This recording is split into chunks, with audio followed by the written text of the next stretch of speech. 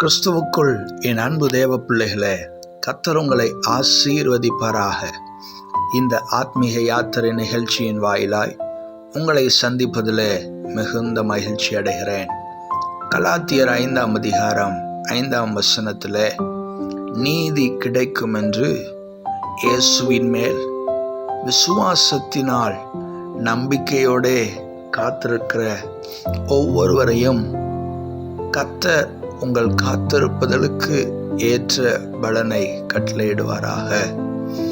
நீதி கிடைக்கும் என்று அநீதி நிறைந்த இந்த உலகத்திலே, கடினமான முட்கள் நிறைந்த பாதையின் நடுவிலே இயேசுவின் மேல் விசுவாசம் வைத்து விசுவாசிக்கிறவன் பதறான் என்ற வார்த்தையின்படியே பதறாமல் நம்பிக்கையோடே காத்திருக்கிற தேவ பிள்ளைகளே, உங்களுடைய காத்திருப்பதற்கு ஏற்ற பலனை கர்த்தர் நிச்சயமாக கட்டளையிடுவார்.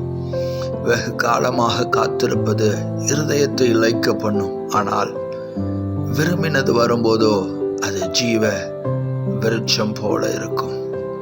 ஆம், என் அன்பு தேவ பிள்ளைகளே, உங்களுடைய காத்திருப்பதற்கு ஒரு முடிவை நிச்சயமாக தேவன் கட்டளையிடுவாராக.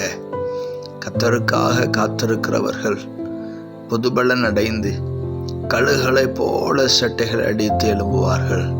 அவர்கள் ஓடினாலும் இளைப்படையார்கள், நடந்தாலும் சோர்ந்து போகார்கள். உங்களுக்கு ஏற்ற நீதியை, உங்களுடைய காத்திருப்பதற்கு ஏற்ற நீதியை காண கர்த்தர் அனுக்கிரகம் செய்வார். கண்களை மூடி நாம் ஜெபிக்கலாம்.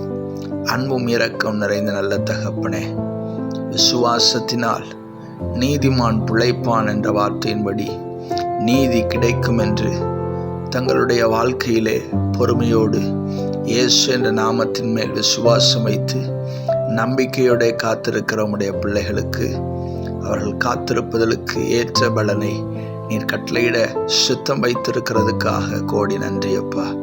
கண்ணீர் யாவையும் மாற்றி துக்கங்களை ஆனந்த களிப்பாக மாற்றப்போகிறதுக்காக நன்றி.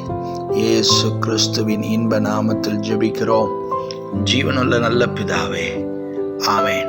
God bless you. கர்த்தர் உங்களை ஆசீர்வதிப்பாராக. ஆமேன்.